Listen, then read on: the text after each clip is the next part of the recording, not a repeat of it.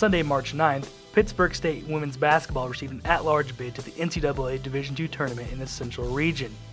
The number 5 seeded girls are matched up against 4th seeded Wayne State. On the following Wednesday afternoon, Pitt State's players and coaches loaded up and were ready for the trip down to Searcy, Arkansas for the regional tournament. Everybody's really excited. Obviously, after the conference tournament, we're just really fortunate to have another chance to play the greatest game in the world, and our players are fired up. We've got some rest, hopefully got some people healthy, and we've had 4 good practices, so we're excited, we're ready to go. We're all really excited about the opportunity. Only so many teams get this chance to play in postseason, and so I think we're just really taking that opportunity to go out and play our best basketball, and we're really excited about the chance that we have. There's obviously going to be a lot of good teams, so we're anxious to play and anxious to get there, and we're just really excited. We all want it, especially our seniors. We definitely want to go out with a higher record than we had last year, and we want to go as far as we can. We don't want our season to end. The Gorillas arrived in Searcy, Arkansas that night and prepared for their practice session that would be held the next day. From their hotel, the team headed to the home of the Harding University Bisons, Rhodes Fieldhouse, late Friday morning. Once on the court, PSU would spend about an hour going through drills in preparation for Friday afternoon's game against the Wayne State College Wildcats.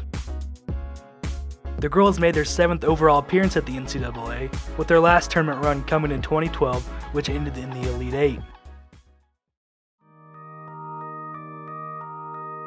On game day, Pitt State arrived once more at Rhodes Fieldhouse, but this time the atmosphere felt different as the venue was filled with fans of both squads cheering on their respective teams.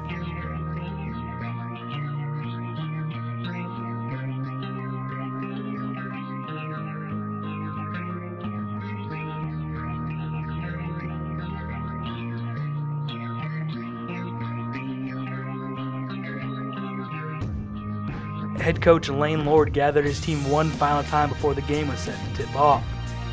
From the start, it was obvious that the game was going to be a fast-paced affair. After a turnover by Wayne State, Anquanita Reed drove to the middle of the paint and dropped the jumper to tie the game at 7. But the Wildcats would quickly go on a 13-point run, which was finally put to a stop when junior Lizzie Geronimus nailed a 3-pointer, bringing the score to 20-10. The girls would continue to battle, and after back-to-back and one conversions by Geronimus, Pitt State had the game down to single digits. However, PSU would have the trouble scoring the rest of the half, and Wayne State led at halftime 46-30.